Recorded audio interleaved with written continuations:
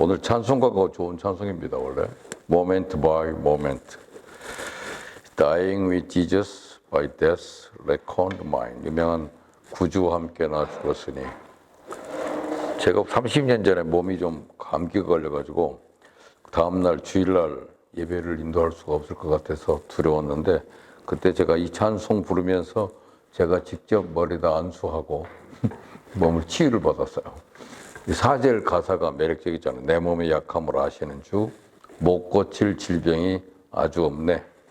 또 괴로운 날이나 기쁜 때나 언제나 나와 함께 계시네. 옛날 찬송가에는 언제나란 말 대신에 시시때때로라고 번역을 했어요. 영어로는 우리 moment by moment입니다. 순간순간마다 언제나 함께 하시네. 매력적인 찬송입니다. 이 찬송가의 위력이 대단해요. Never a weakness that he does not feel. 그분이 내 몸의 약함을 아시기 때문에 주께서 내 모든 병을 고치신다. 위대한 믿음을 요구하는 찬송입니다. 오늘 그 설교 제목이 재밌게 수도선부라고 되어 있죠. 수도선부. 10년, 지금 꼭 10년 전입니다. 이명박 대통령 임기가 마친 때가 2013년 1월 24일 날 그 대통령 임기 마지막 때 그 국립 서울 현충원을 참배하고 그 자리에서 방명록에다가 이 말을 썼답니다. 수도선부. 물이 차면 배가 떠오른다 이 말입니다. 그러니까 내공을 쌓아 기다리면 큰 일도 어렵지 않게 이룰 수 있다. 기다리면 때가 되면 이루어진다. 대기만성이다 이런 뜻이죠. 몽고 대사로 가신 분도 대기만성이더라고요. 네, 기다리고 기다렸는데 그것도 쓰임 받을 날이 있어서 몽고 대사가 되니까 오늘 당연웅 사장 거기가 있죠. 내공을 쌓아 기다리면 큰 일도 어렵지 않게 이루어진다. 대기만성이란 말과 같은 뜻입니다. 수도 선부란 말은. 강태공의 얘기가 있습니다. 강태공은 나라를 바로 세우겠다는 뜻을 품었습니다. 그는 그 뜻을 이룰 때를 기다렸습니다.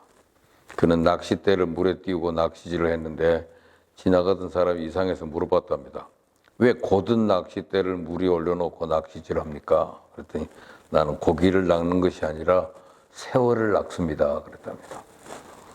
오늘 본문이 바로 유명한 그 예수님의 얘기입니다.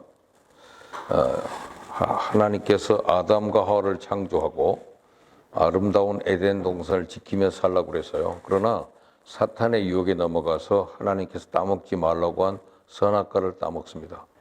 보암직하고 먹음직한 유혹을 이기지 못했고 그 범죄한 인간은 사탄과 더불어 영원히 멸망받아야 했습니다. 그러나 하나님이 우리를 사랑하시고 그래서 예수님을 이 땅에 보내셔서 우리 죄를 짊어지고 대신 죽게 하심으로 우리를 구원하시겠다고 약속하셨어요. 하나님께서 우리를 구원하실 메시아 예수님 보내주시겠다 하신 첫 약속이 바로 인간 타락 후 즉시 알려집니다. 그것이 창세기 3장 15절입니다. 내가 너를 여자와 원수가 되게 하고 너의 후손도 여자의 후손과 원수가 되게 하겠다. 여자의 후손이 네 머리를 상하게 할 것이며 너는 그 발꿈치를 상하게 할 것이다. 그것이 창세기 3장 15절인데 이것을 원시복음이라고 합니다. Primitive Gospel, 유명한 창세기 3장 15절. 이 말씀이 4000년이 돼서 이루어집니다. 예수님이 이 땅에 오셔서 십자가에 못 박혀 죽으시는 장면이 발뒤꿈치를 상하게 하는 거예요. 그 우리 죄를 사하여 주셨고 그가 죽으심으로써 사탄을 박살내 버립니다. 그래서 때가 참에 하나님이 그 아들을 보내서 여자에게서 나게 하시고 오늘 본문입니다. 율법 아래 나게 하신 것은 율법 아래에 있는 자들을 속량하시고 우리로 아들의 명분을 얻게 하려 하심이라. 그것이 갈라디아서 4장 4절 5절 오늘 본문이에요. 오늘 매력적인 단어는 그게 때가 참회입니다. 때가 참회 예수님이 오셨습니다. 이 때는 하나님의 때라 그럽니다. 우리가 모르는 때, 하나님만이 계획하신 비밀의 때입니다. 그래서 물이 차면 배가 떠오릅니다. 때가 차면 됩니다. 물이 차면 배가 떠오릅니다. 때가 차면 이 말이 무슨 의미가 있을까? 그 말은 첫째는 그 하나님이 때입니다. 하나님이 때예요. 그 때는 아무도 모릅니다. 하나님의 신비한 역사. 하나님께서 갈대아 우리에 살고 있는 아브라함을 선택했습니다.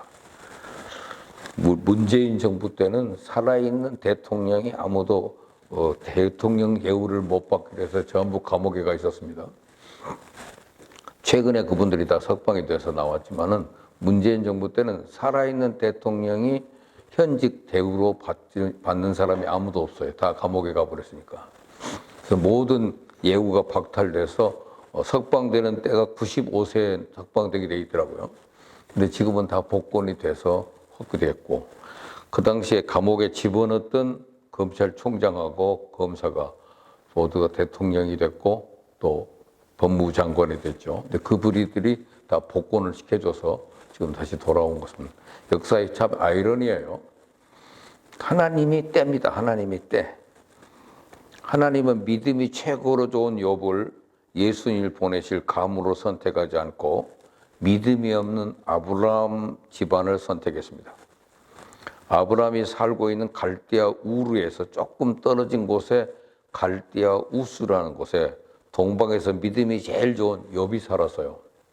아브라함하고 욥은 동시대 사람입니다. 하나님은 욥의 가문을 선택하지 않고 믿음 없는 아브라함의 집안을 택했어요. 이유는 아무도 모릅니다. 지금까지 몰라요. 앞으로도 모를 겁니다. 그것을 하나님의 절대적인 주권입니다. 아브라함이 이삭을 낳고 이삭이 야곱을 낳고 이렇게 해서 그 마태복음 1장에 보면 42대 만에 때가 차매 예수님을 이 땅에 보내셨습니다. 물이 차면 배가 떠오릅니다. 때가 차매 예수님이 이 땅에 오셨습니다. 하나님은 아브라함에게 땅을 주시겠다고 약속했고 민족을 만들어 주시겠다고 약속했습니다. 그리고 메시아를 아브라함 가문에 보내주시겠다고 말씀했습니다. 그리고 애굽으로 가서 400년 동안 종살이 할 것을 말씀해 줬어요. 성경에 다 나와 있는 얘기잖아요. 창세기 15장 13절부터 16절에 보면 여호와께서 아브라함에게 이르시되 너는 정령이 알라 네 자손이 이방에서 객이 되어 그들을 섬기겠고 그들은 400년 동안 네 자손을 괴롭게 하리니 그 섬기는 나라를 내가 징치할지며 그 후에 내 자손이 큰 재물을 잃고 나오리라. 너는 장수하다가 평안히 조상에게로 돌아가 장사될 것이요 네 자손은 4대 만에 이 땅으로 돌아오니 이는 아모리 족속의 죄악이 아직 관영치 아니하니라 그랬어요. 때가 찼습니다. 하나님은 모세를 보내셔서 이스라엘 백성들을 애굽에서 가나안으로 인도해 주셨습니다. 아무리 이스라엘 백성들이 금식하고 부르짖고 기도해도 400년 안에 해방이 안 됩니다. 하나님이 때가 차야 하기 때문에 이것이 때가 참의 의미입니다. 그 하나님이 계획하신 때가 있어요. 이스라엘 백성들이 바벨론 포로로 잡혀갔습니다. 그때 하나님이 예레미야에게 말씀했습니다. 나 여호와가 이같이 말하노라 바벨론에서 70년이 차면 내가 너희를 권고하고 나의 선한 말을 너에게 실행하여 너희를 이곳으로 돌아오게 하리라. 예레미야 29장 10절 말씀인데 70년이 차면 70년이 차야 합니다. 때가 되어야 돼요. 아무리 인간이 노력해도 50년에는 안 됩니다. 69년 돼도 안 돼요. 70년이 차야 됩니다. 예수님은 가나 혼인잔치에서도 종들에게 아구까지 물을 차게 하라 그랬어요. 초등학교는 6년이 차야 졸업이 됩니다. 머리가 좋다고 5년 만에 졸업할 수 없어요. 차야 해요. 첫 군사훈련은 6주를 받아야 됩니다. 5주 만에 안 돼요. 하나님께서 예정된 기간이 있습니다. 예수님께서도 하나님 예정하신 때가 차서 오셨어요. 초등학교에 일찍 들어간 아이들은 있어요. 나이 좀 어리게 속여가지고 올라간 애들. 그들 그 졸업하고 나면 재수하더라고요. 양이 안 차갖고 나온 애들이기 때문에 반드시 재수합니다. 우리에게도 마찬가지입니다. 하나님이 예정하고 정하신 기간이 있어요. 그날과 그 기간은 누구도 모릅니다. 하나님만이 알고 계신 기간입니다. 여러분이 당하고 계신 고통도 훈련도 시험도 아픔도 하나님이 정하신 기간이 차야 됩니다. 여러분의 어떤 일이 풀어지지 않고 있다면 하나님의 때가 아직 아닙니다. 인내로 더 기다려야 됩니다. 그 때를 기다려야 됩니다. 때가 차면 이것이 하나님의 때입니다. 그래서 물이 차면 배가 뜬다. 오늘 첫 번째 배울 메시지가 뭡니까? 하나님이 때다 말이에요. 두 번째는 인간의 때입니다. 때가 차면이란 말은 인간의 준비가 끝난 때를 말합니다. 솔로몬이 전도서에서 이렇게 했죠. 천하의 범사의 기간이 있고 모든 목적이 이룰 때가 있나니 날 때가 있고 죽을 때가 있고 심을 때가 있고 심은 것을 뽑을 때가 있고 이렇게 때를 따라 때가 서로 양쪽으로 갈라지는 게 14때, 14때가 나와요. 모두 합해서 인간에게는 28때가 있다는 거예요. 사랑할 때가 있고 미워할 때가 있는 거죠. 품에 안을 때가 있고 안는 것을 멀리할 때가 있어요. 어떤 부인들이 와서 그러더라고요. 그이가 요새 나를 사랑하지도 않아요. 나를 너무 멀리해서 성경대로네요. 사랑할 때도 있고 안는 것을 멀리할 때도 있는 거예요. 그 때를 인간은 그 때를 분별을 못해요. 하나님이 정해놓은 때가 있기 때문에. 그래서 인간의 때, 이스라엘 백성들이 애굽에서 종살이하고 있었는데 모세는 궁중에서 애굽 교육을 다 익혔습니다. 200만 이스라엘 백성 중에서 가장 축복받은 사람 같았어요. 그러나 그가 40살에 궁중에서 뛰쳐나왔습니다. 모세가 애굽 사람의 학수를 다 배워 그 말과 행사가 능하더라. 나이 40이 되매 그 형제 이스라엘 자손을 돌아볼 생각이 나더니 한 사람의 원통한 일 당함을 보고 보호하여 압제받는 자를 위하여 원수를 갚아 애굽 사람을 쳐 죽이니라. 이것이 사도행전 7장 22절 24절 나온 말씀인데 40살에 민족 혁명을 일으킬 생각이 났습니다. 오늘 그 사도행전 7장 23절에 그 생각이 났다 그랬어요. 근데 24절에서 애굽 사람을 죽입니다. 하나님의 방법은 살인은 아니에요. 혈기로 죽인 겁니다. 그렇다면 그 생각은 자기 생각입니다. 결국 미디안으로 도망하게 됩니다. 80살이 될 때까지 양을 치면서 살았습니다.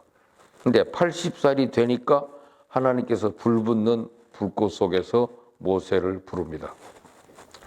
사도행전 7장 30절에 이런 말이 있어요. 40년이 참에 천사가 시내산 광야 가시나무 떨기 불꽃 가운데도 그에게 보이거늘 그랬어요. 40이 되매 생각이 났다. 23절. 40년이 참에 30절. 40이 되는 것은 자기의 때지만 40이 차는 것은 하나님의 때입니다. 근데 그동안 모세는 자기도 모르게 하나님의 계획 속에서 일하고 있었어요. 근데 혈기가 문제입니다. 혈기 죽이기 훈련을 40년 동안 양을 치면서 받고 있는 것을 자기도 몰랐어요. 정치학을 전공했기 때문에 40살이면 우리나라에서 대통령에 입후보할 수가 있습니다. 40살이 되면. 우리나라 국가의 법이에요. 40살이 되어야 대통령이 될 수 있습니다. 근데 40살인데 이 사람이 40이 되니까 이런 정치할 생각이 났는데 근데 이 사람이 40년 기간이 빠져야 돼요. 그 40에서 40을 빼면 제로예요. 그때가 80세였더라고요. 그래서 그의 그 40년, 최초의 40년을 프린스 시절이라고 하잖아요. 왕자로 보냈던 프린스 시절을 영어로는 somebody 기간이라고 해요. somebody.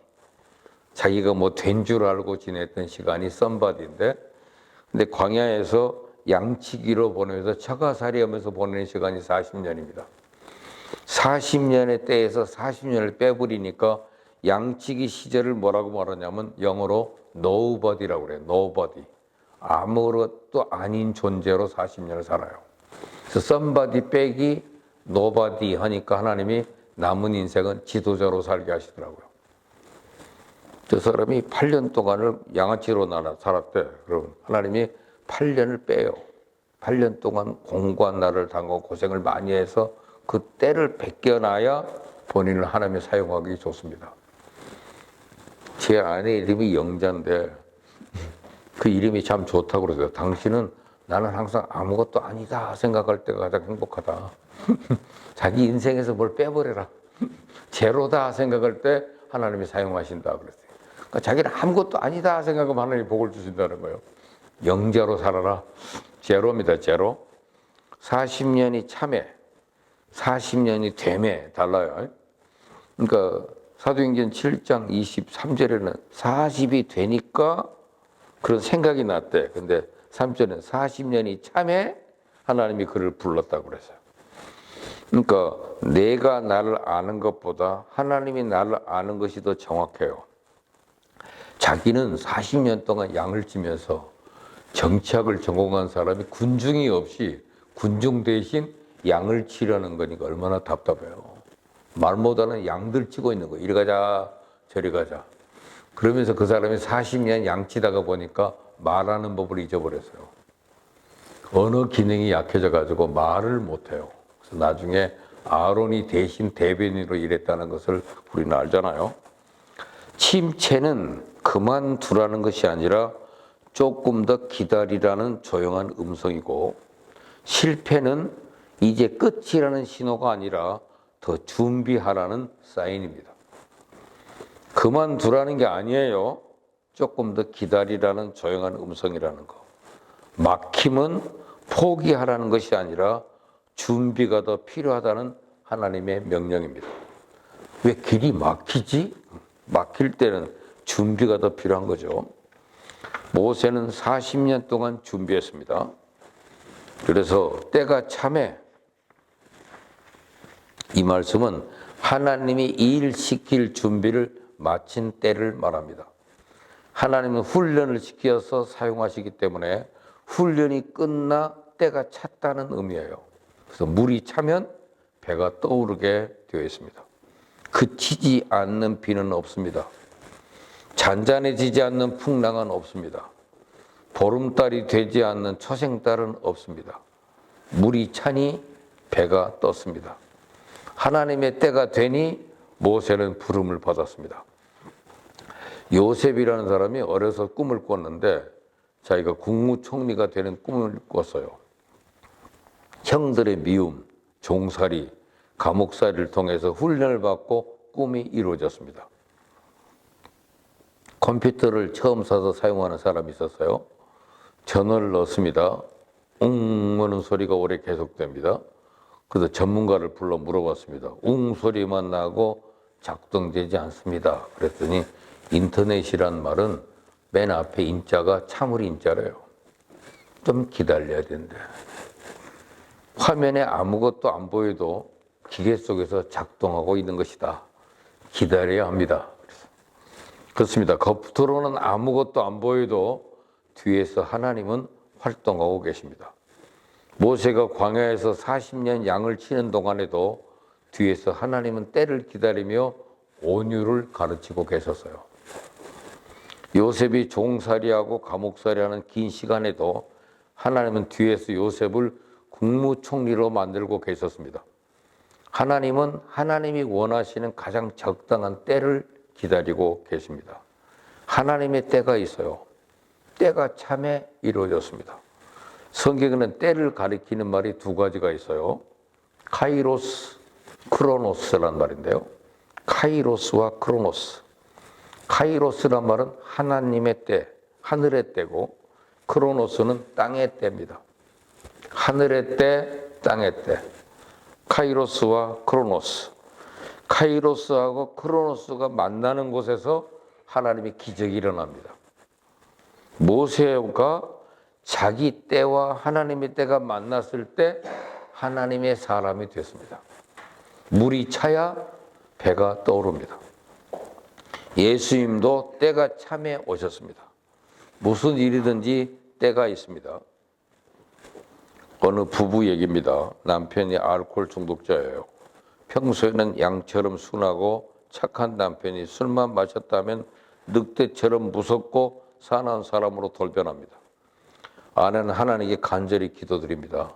남편 술 끊게 하시고 주일이면 하나님 앞에 나가 예배드리는 거룩한 성도가 되게 하옵소서. 이런 기도가 끊어지지 않았어요. 그러나 남편의 술 습관은 좀처럼 고쳐지지 않습니다. 아내는 기진맥진해서 해서 기도하기조차 지쳐 있었어요. 그러던 어느 날 남편이 다른 날보다 더 술에 취하여 정신 잃고 집에 들어왔습니다. 그리고는 말할 틈도 없이 석유 등잔을 아내에게 집어 던졌습니다. 생명의 위협을 느낄 정도로 얼굴에 파편이 바뀌었고 피투성이가 됩니다. 급히 응급실로 옮겨졌습니다. 치료를 받고 있었습니다. 조금 후에 술에서 깨어난 남편이 정상적인 사람의 모습으로 응급실 안에 침상 옆에 섰습니다.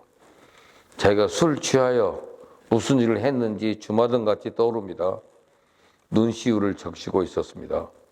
아내가 잠깐 정신이 들었습니다. 경찰도 와 있었어요. 경찰이 남편 앞에서 정신 차리는 아내에게 물어봅니다. 누가 그랬나요? 아내는 남편을 쳐다보더니 다시 경찰을 보면서 조용히 말합니다. 그냥 사고였어요. 그냥 불의 사고. 그러면서 말을 잊지 못하고 세상을 떠났습니다. 남편은 통곡을 하며 몸부림치며 울었습니다. 그리고 다음 주부터 교회에 나가기 시작했고 거룩한 성도가 되었습니다. 아내의 기도가 이루어져서요. 무엇이든지 때가 있습니다. 때가 차면 됩니다. 그래서 예수님은 때가 차서 오셨다는 얘기입니다. 누가복음 19장에 나와 있는 삭개오 얘기를 좀 얘기할게요. 삭개오라는 사람은 여리고의 세무서장입니다. 부자예요. 키는 작습니다. 얼마나 예수님을 만나고 싶었으면 체면 불구하고 뽕나무 위로 올라갔을까요? 앞에 있는 뽕나무를 보고 앞으로 달려가 위로 올라갔다고 그랬어요. 노인답지 않게 사모하는 마음이 있었습니다. 예수님이 그를 만나 주셨습니다. 그 순간 때를 놓치지 않았어요. 자기 재산의 반을 가난한 자들에게 주었고 나머지 반을 가지고 세금 더 거둔 사람을 찾아 4배씩 갚겠다고 그랬습니다. 삭개오 이름의 뜻은 순결입니다. 부모의 소원이 이름에 담겨 있어요. 삭개오를 낳고 나서 아버지는 아들이 순결한 사람이 되기를 바랬겠죠. 그래서 삭개오라는 이름을 지었습니다. 그러나 그는 순결하지 못했습니다. 토색하며 돈의 욕심을 부리며 살았어요. 그러나 때가 되니까 순결하게 변화되었어요. 그래서 삭개오가 나중에 그 지방의 목회자가 됐다 그러잖아요. 전설에 나옵니다. 무엇이든 때가 있습니다.